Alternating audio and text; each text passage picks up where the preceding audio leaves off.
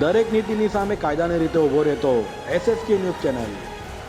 સુરતમાં આમ આદમી પાર્ટી દ્વારા આક્ષેપો કરાયા છે અને જણાવ્યું હતું કે શિક્ષણ મંત્રી પ્રફુલ્લ પાનસેરીના હસ્તે લોકાર્પણ થયેલ શાળામાં 3 મહિના બાદ પણ બાળકો પાઠ્યપુસ્તક વિના ભણવા મજબૂર બન્યા છે। આમ આદમી પાર્ટી દ્વારા શિક્ષણ સમિતિ સામે આક્ષેપો કરાયા છે।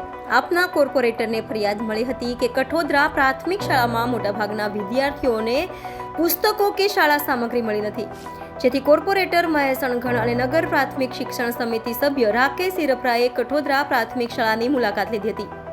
ત્યાં જઈને અને વિદ્યાર્થીઓ સાથે વાત કરતા માલુમ પડ્યું કે લગભગ 1400 જેટલા વિદ્યાર્થીઓ પુસ્તક વગર અભ્યાસ કરી રહ્યા છે। આ અંગે તેઓએ ખેદ વ્યક્ત કરીને શાસકો પર ચાબખા મારતા જણાવ્યું હતું કે અત્યંત દુઃખની બાબત એ છે કે શિક્ષણ મંત્રીના પોતાના જ મત વિસ્તારમાં બાળકો પાઠ્યપુસ્તક વિના અભ્યાસ કરી રહ્યા છે। શિક્ષણ મંત્રી પ્રફુલ્લભાઈ પાનસેરીએ 3 મહિના પહેલા જ આ શાળાનું લોકાર્પણ કર્યું હતું અને હજુ બાળકોને શાળા સામગ્રી કે પાઠ્યપુસ્તકો મળ્યા નથી। કોર્પોરેટરે વધુમાં જણાવ્યું હતું કે એક બાજુ વાલીઓ પ્રાઇવેટ શાળા છોડાવી સરકારી શાળામાં ભણાવવા તૈયાર થયા છે અને બીજી બાજુ સરકારી શાળામાં બાળકોને અભ્યાસ સામગ્રી ઉપલબ્ધ કરાવાતી નથી। હકીકતમાં ભાજપ સરકાર ઈચ્છતી જ નથી કે બાળકો સરકારી શાળામાં ભણે। જો સરકારી શાળામાં ભણશે તો પ્રાઇવેટ શાળા સાથેનું સેટિંગ ભાંગી પડશે। ત્રિપુરા નેતા વિપક્ષ નગર પ્રાથમિક શિક્ષણ સમિતિ સુરત। મારી સાથે છે સુરત મહાનગરપાલિકાના ઉપનેતા વિપક્ષ માનનીય મહેશભાઈ અણઘણ। આજરોજ કેટલાક વાલીઓ દ્વારા માનનીય મહેશભાઈને જાણકારી આપવામાં આવી કે શિક્ષણ મંત્રીના વિસ્તારમાં આવેલી આ કઠોદરા પ્રાથમિક શાળામાં શાળા શરૂ થઈ ગયા અને 3 મહિનાથી પણ વધુ જેટલો સમય થઈ ગયો હોવા છતાંય પ્રથમ પહેલા બીજા ધોરણના અને અન્ય ધોરણના પણ નાના મોટા પહેલા બીજા ધોરણમાં ખૂબ મોટા પ્રમાણમાં અને અન્ય ધોરણમાં નાના મોટા પ્રમાણમાં પાઠ્યપુસ્તકોની અછત છે। તો એના માટે અમે માનનીય મહેશભાઈની આગેવાનીમાં અહીંયા શાળા માટે ચેક કરવા માટે આવ્યા હતા।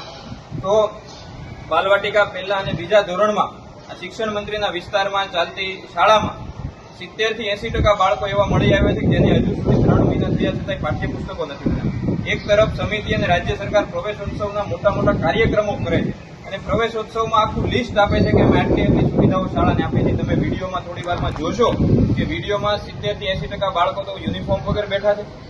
70 થી 80% બાળકો પાસે જે સો કોલ્ડ કહે છે કે અમે શાળાની બેગ આપી છે, સ્કૂલ બેગ નથી। અને એના કરતાં પણ વધુ અગત્યની અને ગંભીર બાબત એ છે કે પાઠ્યપુસ્તકો નથી। માનનીય રિંકલબેન કોશિયા અને શાળા વ્યવસ્થાપન સમિતિના તમામ સભ્યોએ વારંવાર રજૂઆત કરી છે કે આ બાળકોને પાઠ્યપુસ્તકો મળવા જોઈએ। વારંવાર ઉગ્ર રજૂઆતો કરી છે, શાળા તરફથી લેખિત રજૂઆતો થઈ છે।